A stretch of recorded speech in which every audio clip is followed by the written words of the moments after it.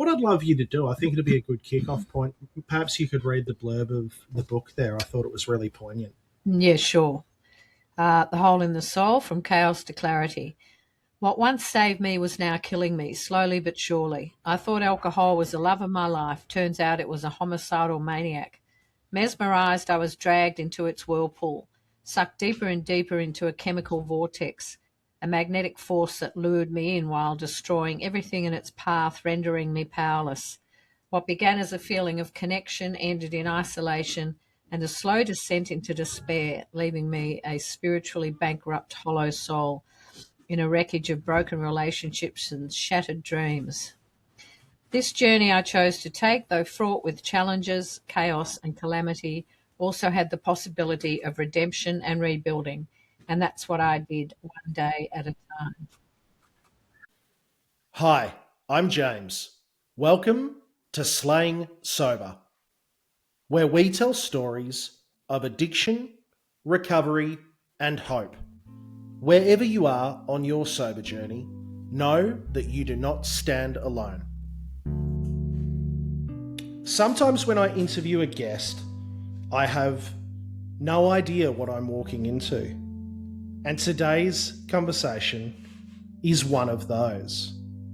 Today's guest is Suzie Browne.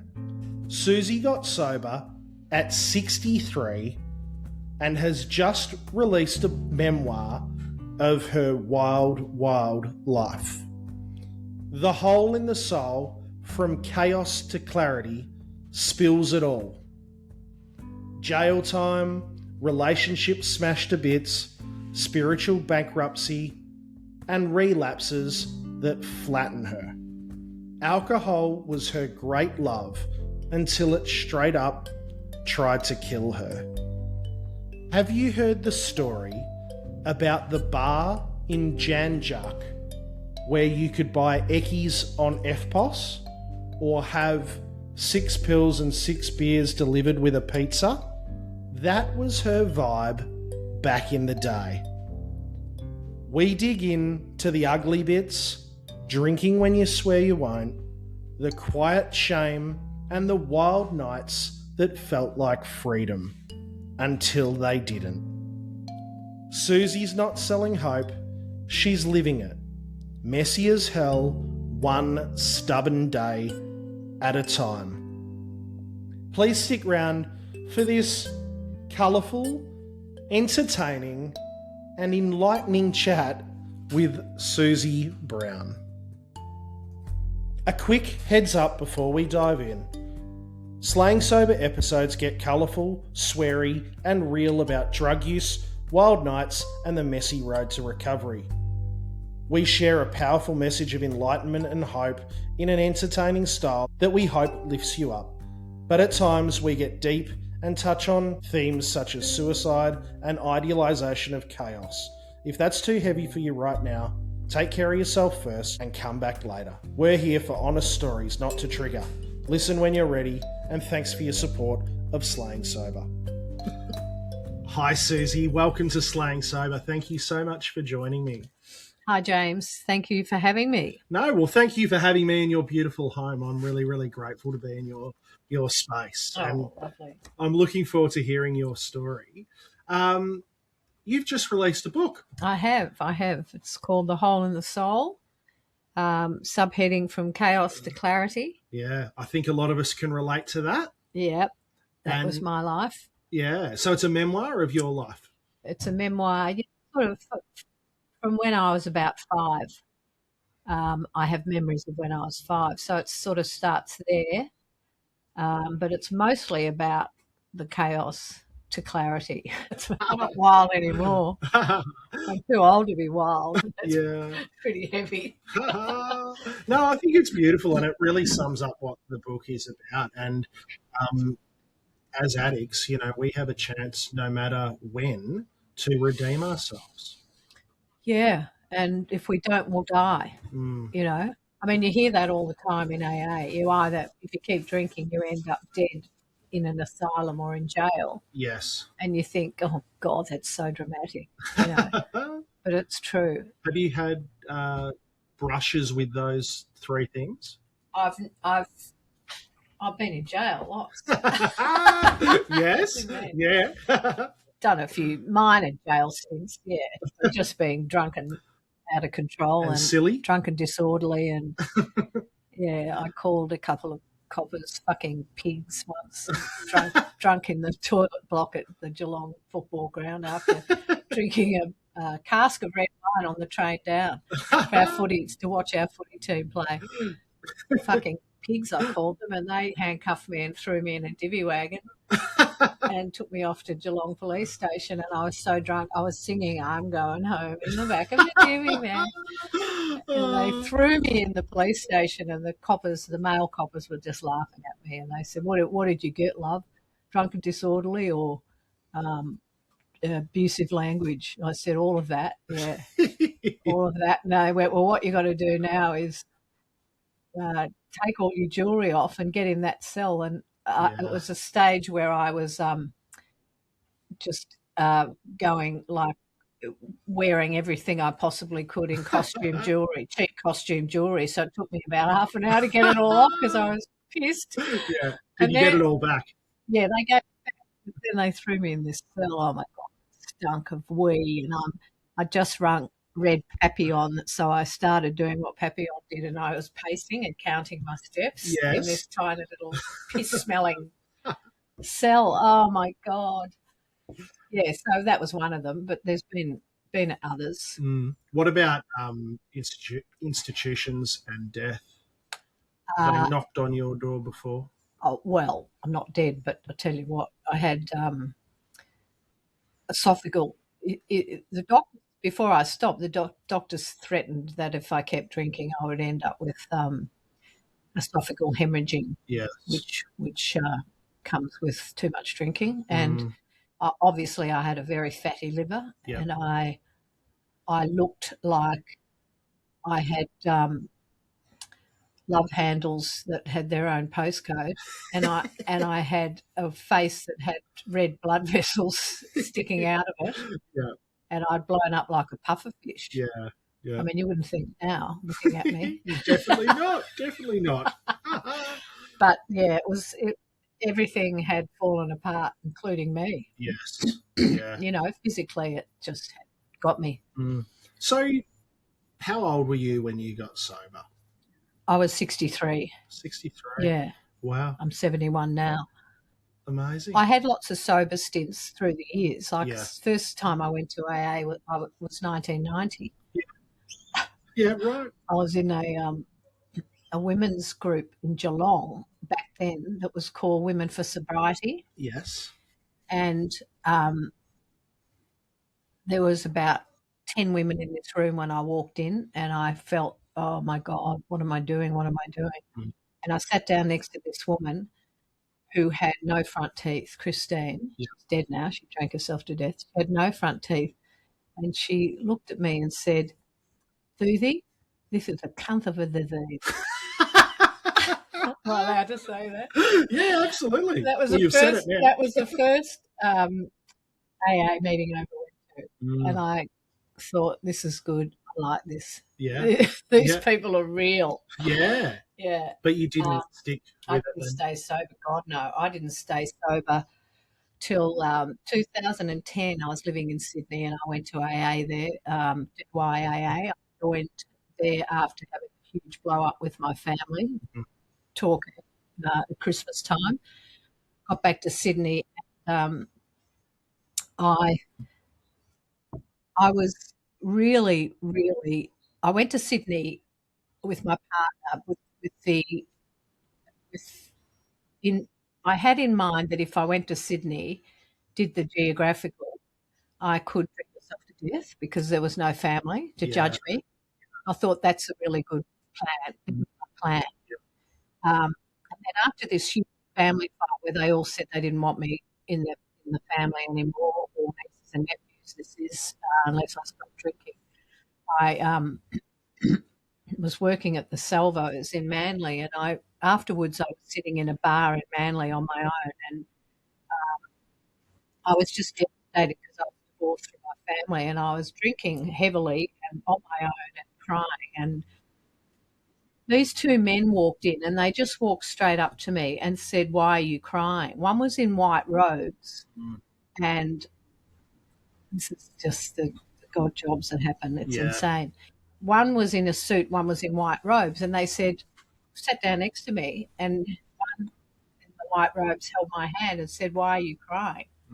And I thought, "What's this?" And I told them exactly what had happened. Yes. And the other one was holding my hand at this point, and the turns out it was a Buddhist monk. Oh, yeah. And I'm really into Buddhism. Yeah. And he said, you have a beautiful soul. You don't need to drink. You're destroying the beautiful soul and the person that you're meant to be.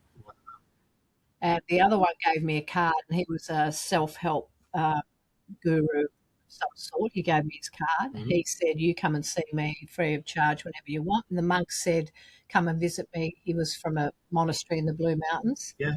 "Come and visit me, Susie, whenever you want. Don't be sober. Make sure you're sober." Yes. And I just thought, that's not a God job. Yeah. I'll go ahead. Yeah. And I ran home and told Robbie, and he was so happy because he'd had enough. He'd had enough. And he's still drinking, but he's nowhere near alcoholic.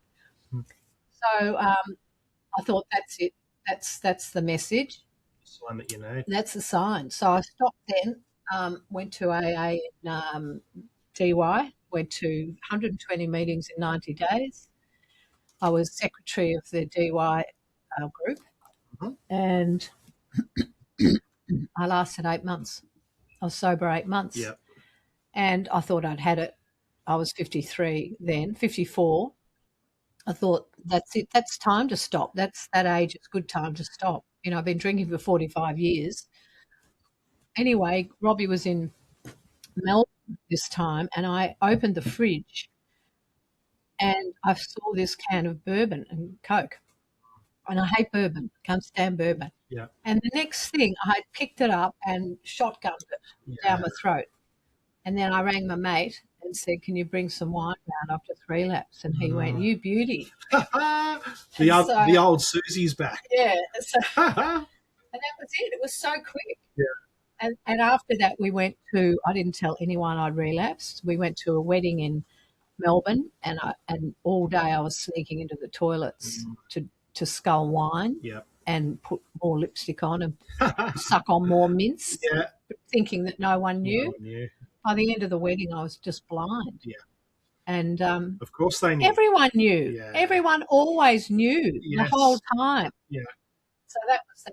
Yeah, that was that. And, you know, every relapse is worse, as we know. So how much longer were you back out into the world of well, 7 years. Yeah. 7 years. I had a 7-year relapse. Yeah, okay. And you did a proper job. It's so true that every relapse is worse because you're drinking on knowledge. Yes. And you can't have fun when you're drinking on knowledge. Yeah. You know? And yet I kept, for those 7 years,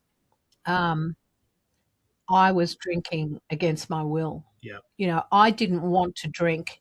I couldn't stand the taste of wine, which is what I drank. And yet I kept drinking for 7 years. Yeah. Go figure. You know, I had no power. I was absolutely powerless. I just had to keep drinking. And I couldn't, you know, I was baffled, cunning, baffling, powerful. Yes. You know, it's so true. I was baffled that I couldn't stop. Yeah. So what led to you finally hanging up the boots? Oh, well, we moved back to Melbourne when we were up in Sydney for 8 years. We moved back to Melbourne when my daughter gave birth to my grandson, who's 10 now, nearly 10 now. Yep. We moved back to Melbourne, obviously, for me to help out, and got a flat in St Kilda in Inkerman Street there, you know, off Inkerman. And I had Max, who was 14 months old, and I was fucked, excuse my French, at this point. I couldn't think. I couldn't make decisions. I had no coping skills. My body and my face were just blown up, and I was opening my third bottle of red this night, just the two of us. Max was 14 months old and me, and I was opening my third bottle of red, and I just looked at this baby and I thought, what would happen if he had to go to hospital? You know, I have this vision of the drunk old granny throwing the baby in the taxi, which, you know, would have been. And I just fell to my knees and I prayed to God. I was crying and I just said, please remove the pain, help me remove the pain. And I've told this before and people just think I'm making it up, but all I could see was this bright white light. There was nothing else in the room but this white light. It was blinding. My whole body just went into goosebumps and shakes. My whole body was just shaking, like trembling. And I heard, I'm here, I'm here, I'm here. I'm here to help you. I'm here to help you. This voice, and I'm going like this. I was pretty pissed, and I'm thinking maybe I'm just imagining this. Like, see, I've got goosebumps now. Yeah. But this actually happened, and it was extraordinary. Yes. And I laughed about people having spiritual awakenings, but you know that was what that was. 100%. It was just incredible, and I just. Couldn't stop crying and I was laughing while I was crying because I just knew that this was it. I knew this was it. Yeah. So I went to a meeting the next morning in St Kilda, and this woman got up who looked like me a bit, and her name was Susie. Yeah. And she shared her story, which was tragic. Her drunkalog was tragic. Yeah. And she looked at me through the whole meeting, meeting my eyes, and I just cried and cried and cried. I couldn't stop crying. And she directed her share at me. Yeah. Now, I went to probably 120 meetings in that area. I never saw her again. Yeah, right. Ever. Yep. And you always see the same people at every meeting. Yeah. So that was 2 God jobs, I reckon, in 48 hours. When you heard that voice, I am here, who was here? How would you define that? Oh, my higher power, I would say. Yeah. Which you know, which I've always believed.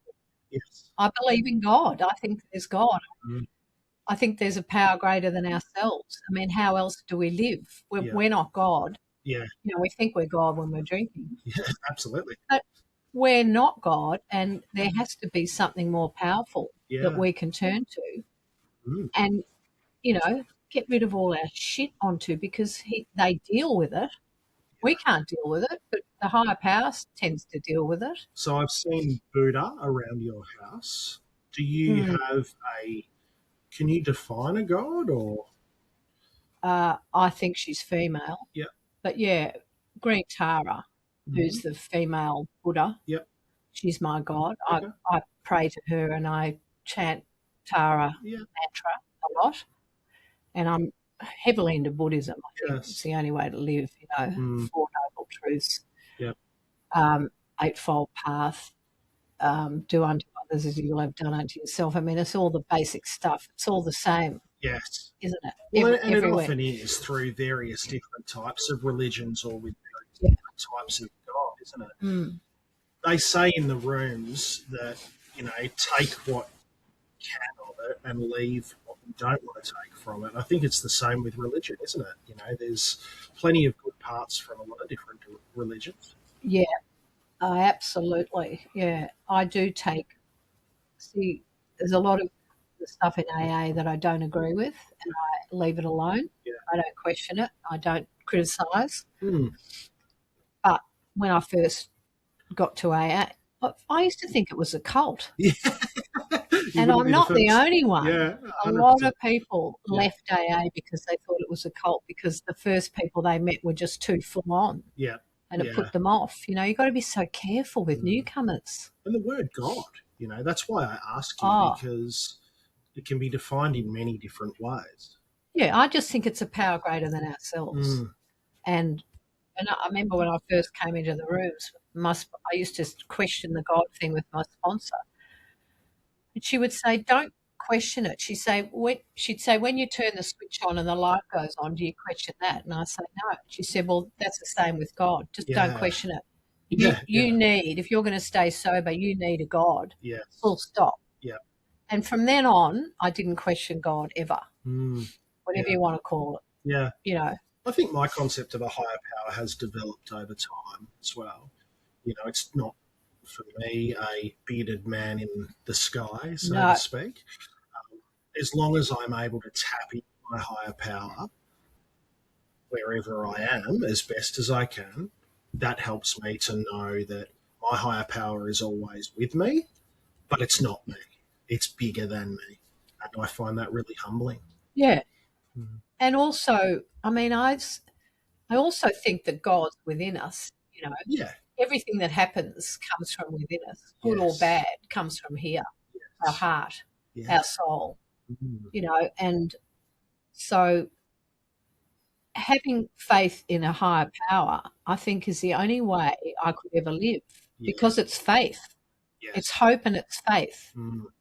And the opposite of faith is fear. Yeah. And if you don't have the faith in a higher power, then you're fearful, as we Yes. are as alcoholics. I mean, Mm. I it's all in my book. Yeah. I used to wake up with crippling fear every morning, just Yeah. crippling fear Mm. of the day, of what was going to happen, of what I did last night, Yes. of who I sent rude texts to, or who the bloke in my bed was. I mean, There's a bit of that chaos in your book, and I'm all sex, here drugs, for it. sex, drugs, and rock and roll. That book. Exactly right. No, it is. It's eye-opening. Yeah, it's sex, drugs, rock and roll, and crime. Yeah. Good fun. The hole in the soul. What does that mean to you? Well, that's sort of that's what addicts have. That's where that saying comes from. Yeah. We have a hole in our soul. Mm. Robbie Williams sings about it. Yeah. I've got a hole in my soul. Mm. He's an addict. Yep. That we can't fill. We try and fill with alcohol and drugs and sex and food, whatever, and we can't fill it. Yes. It's not fillable. Yeah. So that's the whole, and getting sober filled that hole, because all the stuff came back. Yeah. And it went into the hole. I got everything back that I'd lost. Yeah. What sort of stuff? Oh, friendships, family, sanity, health. Yeah. It all comes back once you stop. Yeah, everything. Yeah. Just being happy about being sober, which I never thought I could. I spent the first sober year in bed. I didn't leave my room. Really? I was on naltrexone for 6 months to stop the cravings. Not that I didn't go to rehab. I didn't need to go to rehab, which was surprising. I thought I would, but naltrexone probably stopped any seizures or any cravings. It's an opiate blocker, as you probably know. I've actually taken naltrexone. Oh, yeah. I took it in one of my desperate bids to stop drinking in a particular format that wasn't taking it every day. It was taking it an hour before I thought I was going to drink. Oh. And the theory was that if I picked up a drink, that I would finish that drink or have a couple of sips and be like, no, I can't get through that. Yeah. Didn't work like that for me. I could still power through naltrexone myself. Good on you. But that was something to be proud of. Well, it's part of the madness, Yeah. I thought, if I take this, my problems will be solved. But of course, they fucking weren't. No. It's funny, all the things we desperately try and chase after. Yeah. All the excuses we make, or all the other things we blame outside of us. I love that you speak about the hole in the soul, because in my addiction, I did a lot of soul searching for what is missing in my life. Is it religion? Is it my job? Is it my partner? What is it that I don't have? Like, what is that hole that's within me? But it turns out it was more or less at the end of my hand, like in a can the whole time. It's fucking embarrassing now looking back that the hole in my soul I was just trying to fill with booze and drugs and dopamine, just all the good stuff. But that's terrible for us. Yeah, I know. I love Wayne Dyer's line, we can never get enough of what we don't want. Yeah. It's a great line, and it's so true. I love that. When you're drinking against your will, and I was at the end. I was buying $60 bottles of wine, thinking that would help. Yeah, that would be better. Yeah, and they were tasting like petrol. Yeah. And I knew it was God telling me, it's time. When Yes. $6 bottles of red taste like petrol, and I Yeah. loved my red wine. Loved my Yes. red wine. It's all messages that led up to me stopping. I got lots of messages. Mhm. That's why I believe in a higher power. Yeah. And that, the spiritual awakening, Yeah. that was a higher power. Yeah. How could it be anything else? Yeah. So what did you do after that? You said you went to that meeting the next day. The lady sort of felt like she spoke to you. And that was it. I did 120 meetings in 90 days. Wow. I barely left my house. Yep. And after about a year, it was like the butterfly coming out of the skull. So I came out of my room. Yeah. And still had a real problem with not people drinking. I knew that I could never drink again. I knew that. Mm. I knew I was never, ever going to drink again. Yes. Like that's 8.5 years ago now. Yeah. It didn't bother me that people drank because I knew that wasn't an option for me. Yep. You were done. I was never going back to the black hole. Mm. Sorry, the basement, the black hole basement Yeah. that I was in. Yeah. But just being around drunks still I can't bear. I can't stand fucking boring drunks Yeah. that repeat themselves and breathe their cigarette and red wine breath all over you. Yeah. I can't stand them. Yeah. And I don't go anywhere anymore where they are. No. There's... Because it reminds me of what I was like. I sort of sometimes through work functions or whatever it might be, find myself in those positions, but I'm certainly not afraid to pull the ripcord and just see you later. I'm out of here whenever I feel that I just don't want to be around fuckheads. No. Anymore. And that's what people just say about us. Yeah, well, 100%. If they weren't partying with us, they were probably looking down upon us, right? I just think of the looks that I used to get and the things I used to say. I mean, my toxic mouth could clear rooms. Seriously. Yeah. Women just couldn't bear the stuff that was coming out of my mouth. And the affairs with my friends' husbands and stuff that just went on drinking is, hardly bears thinking about these days. Not that I have any regrets because all that got me to where I am today, but I just still can see the faces of the people that I would just shock because that was my plan, shock them. Yeah. Be as rude, outrageous, inappropriate as I possibly could. It's all in the book. Some people can't believe what... It strikes me that was part of your identity. So you had a wild, shocking life, which I've read parts of. Changing your identity, in your mid-60s to become sober Susie, from boozy Susie to sober Susie. Yeah, Susie Slab I used to get as well. How does that look and feel? Amazing. Well, it didn't for a couple of years, like I said, I couldn't understand how I was going to keep living. Yeah. Not because I wanted to drink, but just, so many alcoholics commit suicide because they can't live with it and they can't live without it. Yeah. And that's so true. It's so powerful.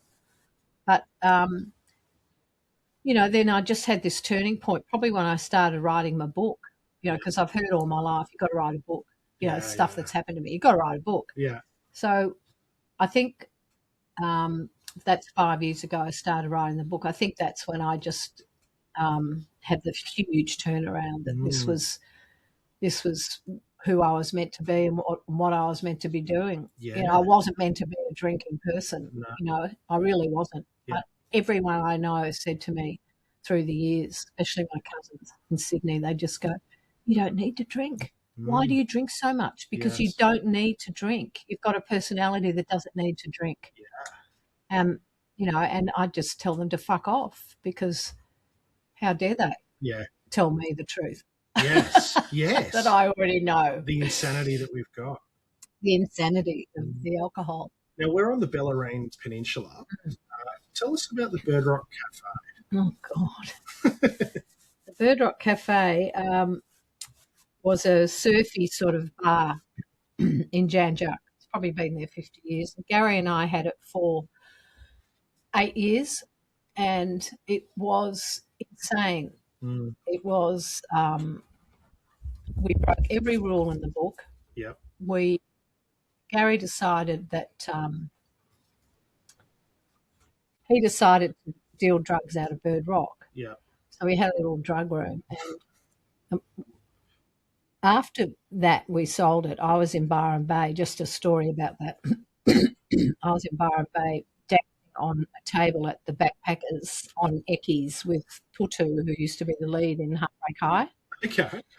And I'm dancing away, and I said, "Oh, Putu, I'm so excited dancing with the famous movie star." And he said, "You and Gary Browne are more famous than me." And I said, "How do you know?" Because I'd never met him before. Yeah. I said, "How do you know Gary Browne and me?"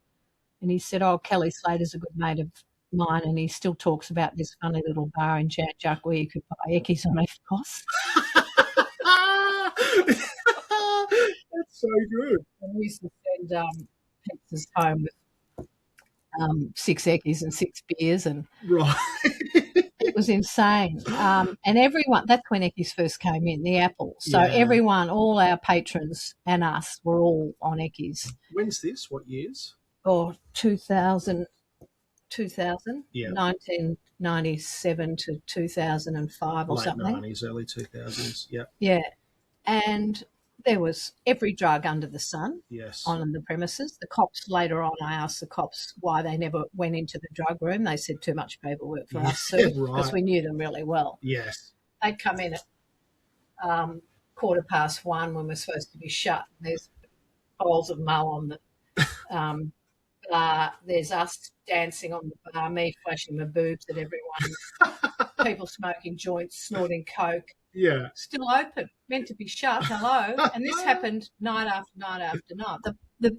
We didn't make any money because we paid so many fines. Yes. But Des, the copper, would come in and he'd just have this look on his face and he'd have the fine in his hand. Again. And he'd look at me and he'd go, "Again, Sue, again?" And I'd just go, "Des, is that a gun in your pocket? Or are you just happy to see me?" How fun. It was so much fun, but it was absolutely insane. We got so many fines. We just, everything, every law you could break, we broke. And then Gary went to jail for dealing drugs. Yeah. He did 6 months in 4 different prisons. Okay. And obviously we sold Bird Rock. Mm. And then we'd broken up. I'd moved out. And he sold the house and went to Colombia. He said, "I'm going to Colombia where the cocaine is pure." Wow. And he was there for just a few months and he died. He got electrocuted and died. Okay. Which was shocking. We had 3 kids, my stepkids, because I was with him for 20 years. Mm. We had 2 other bars before that, before Bird Rock. Yeah. Do you think that lifestyle played into his he passing? was a late starter. He didn't drink till he was about 25. He was a law student. He was a really good surfer. He had so much going for him, 3 beautiful kids. And he didn't start drinking till late in life. And then when he got into the drugs, they just changed him. Yeah. He's one of those that his whole personality just changed. Mm. And he was doing so many of them, he didn't know what day it was in the end. Was it hard to work with him and live with Shocking. him? Yeah. So, no, we broke up not long after that. I couldn't live with him. He couldn't live with me. We couldn't work together. Oh, we were still working together, obviously. I was the owner chef. Yes. He was owner. He was in the bar. We were both in the bar. I was drinking. I would my day would start at midday and I'd start prepping for the night. I had an assistant, but we were doing 120 meals on weekends. Wow. Really good food, really well received food. It was amazing for someone who's a cowboy cook. I taught myself to cook. I did not trained, and then I'd drink right through service, and then put my other hat on and go into the bar and be barmaid till way too late. And then we'd have a party in the kitchen with so much Coke and all the beers and drinks came out of our fridge once it reached the kitchen. No money would change hands. Like the whole town was just drinking out of our On fridges. tick, yeah. Didn't make any money, obviously. And then we moved from Torquay. We moved into the flat behind Bird Rock. So the party would go from the kitchen to our flat till dawn. Yeah. And then I'd wake up at like 12, back into the kitchen Do it again. all over again. Yeah, and start drinking at 12. I don't know how I survived. Yeah. You know, a lot of people that read my book said, I can't believe he's still alive. Yeah. Because that went on for years and years. You know, and Must have had some dark times there. it was terrible. Yeah. It was shocking watching Gary just sort of disintegrate into this person that no one knew. I mean, it wasn't just me. It was his kids and my daughter, watching him just change completely and lose any enthusiasm for life whatsoever. He was doing so many drugs. Yeah. And he got mixed up with some really mafia type people in Geelong. Okay. Yeah. Who I won't mention.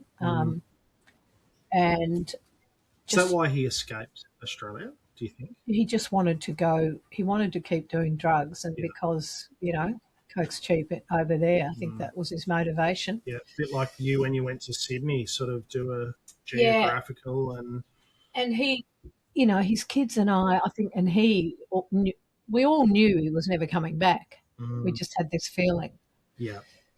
So that was pretty tragic. And then, but, you know, I still again thinking people didn't know. Like, I would drink out of a coffee cup in the kitchen while I was prepping, while I was at service. Yeah. And one night I said to the staff, "Oh, that was a good night. Frank, can you go and get us all a drink?" And he said, "Do you want your wine in your coffee cup or do you want it in a glass?" And I was shocked. This is after like 5 years of drinking out of a coffee cup. I was shocked that he knew. That's so funny. That's how delusional we've become. Yeah. So delusional on the alcohol, you know.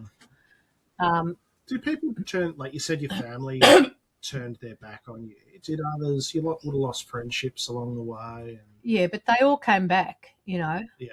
Now in recovery. My girlfriends, I abused them all over the years, but no, they all stuck by me. They're good women, good solid people. women. They were all drinkers, and it says in my book, when I first started, when we were 14, 15, and then our first boyfriends, and we'd go out to cabarets and stuff, and I guess I was 16, 17 then, and I started noticing how, you know, much I was drinking and how the other girls would stop, and I would be fascinated that they could stop, and the boyfriends would say, you know, at midnight, Carl, let's go home. We've got to, the handbrakes, I called the boyfriends. I've got to play footy in the morning, you know, and I'd think, fuck off. And I'd be saying, let's not go home. Silver's nightclub's open till 3. You know, I'll shout you a cab. I didn't have any money, but I'll shout you a cab just so that, please, begging people to keep drinking with me. Yes. And that was when I started noticing people would look at me strangely and say, no, stop, we're stopping. Yeah. And I couldn't stop. And they had the ability to, but you as an alcoholic just couldn't. Yeah. Well, there's a couple of them that are my age that still get drunk, which is such an ugly look. Yeah. Grandmother's getting drunk. Yeah. No, you know, nah. Yeah. Have a look in a mirror, sweetheart. But, from an early age, I realised I was different. Well, from 5 years of age, I felt different from everybody. I felt disconnected. You've read that in the book. Yes. You know, I felt like an alien from, excuse me, when I was very young. Different. Disconnected from people. Yeah. Couldn't understand people. You know, and never really felt loved from mum and dad. I know they loved me, but back then they didn't. You didn't tell your children you loved them back then. Yeah. They weren't told either. Yeah. You didn't get what you needed from them. Never. Yes. And therefore, you know, I had started my constant quest for validation Yeah. and love and Yeah. adoration and acceptance, and I never got it. Mm. So I showed off for the next 45 years. I was a show off Yeah. trying to get attention. And alcohol was great. Add alcohol to show off, someone trying to get attention, Yeah. and you're just out of control and inappropriate Yeah. most of the time. Yeah. You know? Was love and sex addiction part of your story? Oh God, yeah. Mm. Yeah. Love more than sex. You probably read that in the book. I could have done it. I could never understand sex. That was just it was too personal for me. Yeah. It was like an invasion of my privacy. Yeah. You know? Yeah. Which is a really weird way. Like Elizabeth Taylor, I've likened myself to her. She was addicted to being loved but not giving love. Yes. Elizabeth Taylor. Yeah. I'm like her. Yeah. Okay. Yeah, addicted to love. Like I would be obsessed with my boyfriend and I would be watching everything he did, as in looking at other girls and that a lot of that happened. Yes. Yeah, it's just another addiction. Everything in my life, it still is really, like straightening the clothes in my closet. Yeah. Is it like an addiction? Having to have them colour coordinated. I used to have a floor job for years. I had a floor job for years. But, you know, it's also OCD. Yes. I've got a lot of that. And I think, I don't know if that comes from addiction, but everything seems to be an addiction. And that's still the case today. I think they go hand in hand, don't they? Like so many of these conversations I have with others, there's a neurospiciness that goes along with addiction in some form, however that looks. And it's always tied, whether it's drugs or alcohol, often with sex and love or abandonment or back to childhood trauma, often. Well, yeah, like we've got the isms. We're born with the isms of alcoholism. We've got the isms years before we ever touch alcohol. Yeah. You know, and they're there and they stay for the rest of your life. But the low self-esteem, the low self-worth, the hating of oneself. So other people become addictions because you don't want them to leave you. Yes. Because you know they're going to leave you because they can't deal with you. And that plummets your self-esteem even more. So you drink more. And you know that you feel safe when you drink. Yeah. Because all those feelings go away. Yeah. You stop drinking, you've got to feel everything again. And that's really, really hard. How are you going with that in your sobriety now? Fantastic now. Yeah. Not in the beginning. Yes. I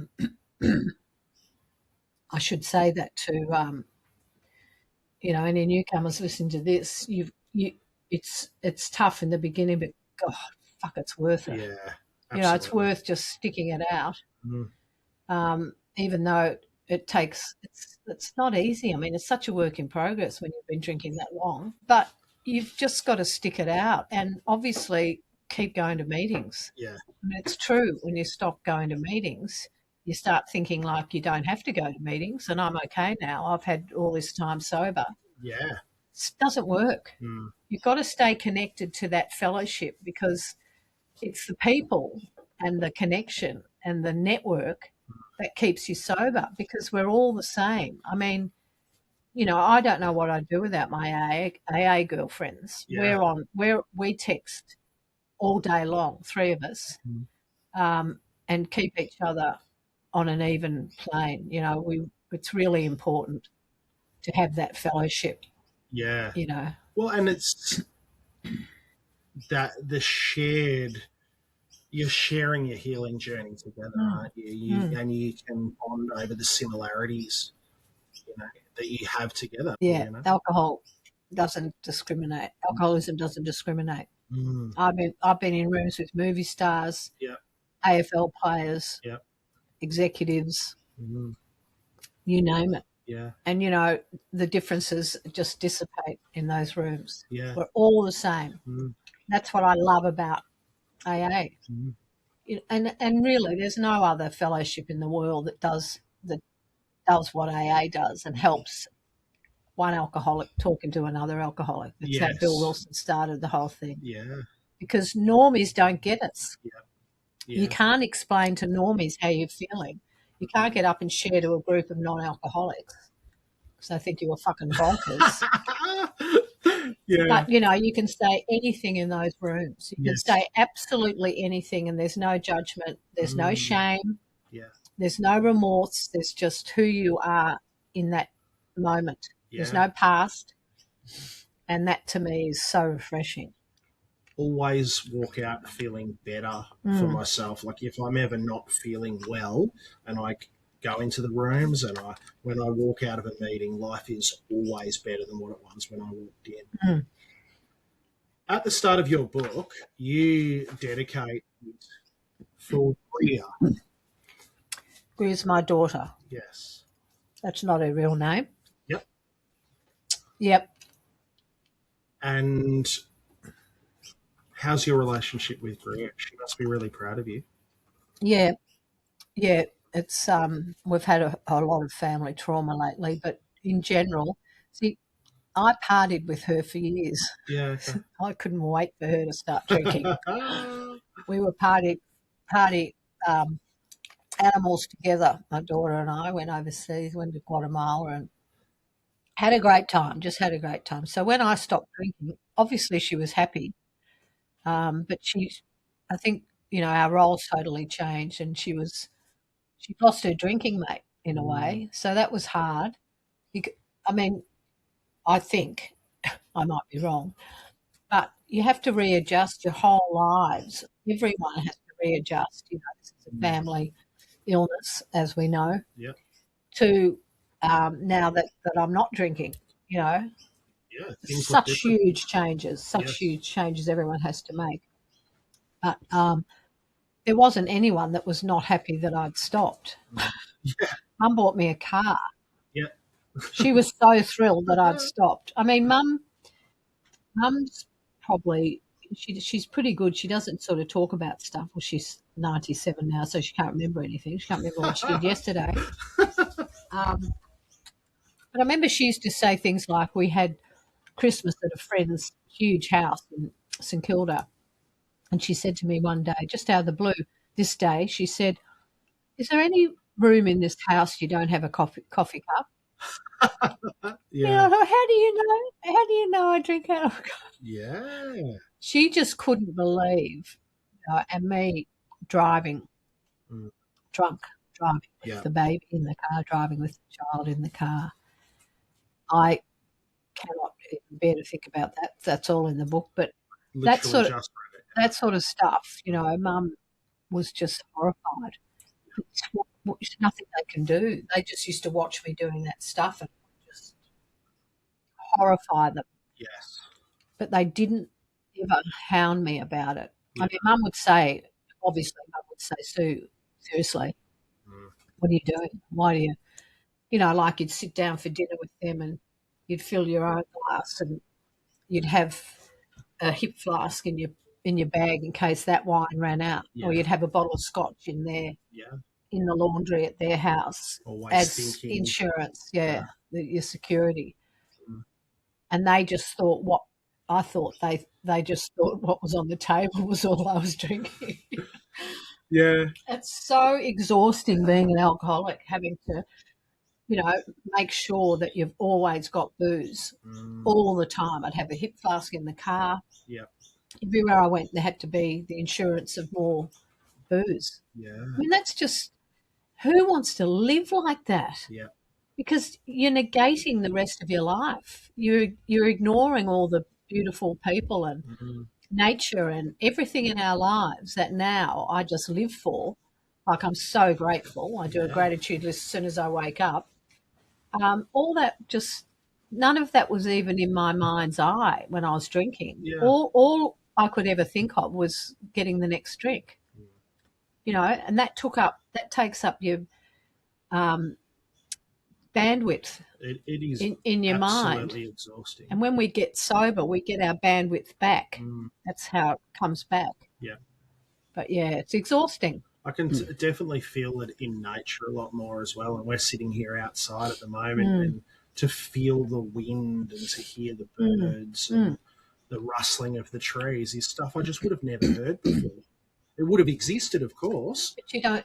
but I'm hand to mouth, quite literally Yeah, trying to fill that hole within myself. yeah. And the one thing I did notice when I stopped drinking, I mean, I had a laugh that would end with a huge snort, and it made everyone laugh even more at my snort. Susie Snort was another nickname. And then, but it was all fake. And when I took, I reckon it was about a year till I laughed sober. And when it came out, I'll never forget this. The laugh came like from my toes, and it was a genuine guffaw, real laugh that came out of me. And I went, Jesus. Yeah. That wasn't a fake, drunken laugh. It was a real laugh. That's when I felt real joy. Yes. And it hasn't stopped, that feeling of joy when you laugh, like when you laugh with your grandkids. Yeah. It's such joy. But if I'd kept drinking, I wouldn't have any of that. Like I've got so much, I've gained so much from getting sober. Not just that book, but just the stuff that you can do now and finish. Yeah. Do courses, educate yourself. Write a book. And your grandson that was there as part of your spiritual awakening, you must have a really beautiful relationship with him. Yeah, he's 10 now. He's a little rat bag. They're 10 and 8 now, Charlie and Max, but they sometimes mention things about my drinking. Why don't I drink? Because their parents drink a fair bit. And I told Max recently what happened with him. Yeah. And he said, so was I the reason you stopped drinking? And I said, yeah, sort of, yeah. Yeah. Because I never wanted you guys to see me drink. Mm. And if I'd been drinking when you were babies, I know I would have probably put you in a car and driven. Yeah. Like I did with my own. Mm. That was a huge catalyst. Yeah. Those boys. And they'll never see me drink. And if you take after your mum and you've got another 30 years left in you, Susie, then you'll have plenty of stories to tell to Max and Charlie. I think that's a really beautiful way to wind up today's conversation. Oh, okay. I think all we have really, is the truth now, because we lied. Yes. We lied and lied and lied through our whole drinking. Now, the two most important things in my life now are the truth and love. Yes. And truth is love. Just choose love. I say at the end of every AA share, I say, when in doubt, ask yourself, what would love do? That's beautiful. I've got something to think about there. Thanks, Susie. Thanks, James. Thanks for having me. You too. Hi, I'm James. Thanks for joining me on this journey. Please note that Slaying Sober podcast is an active service with no monetary reward. I intend to keep it this way. If you've enjoyed this, please rate on your chosen platform, tell your friends, or follow us on Instagram at Slaying Sober Pod. Your support is appreciated, and I feel the love. Thanks so much.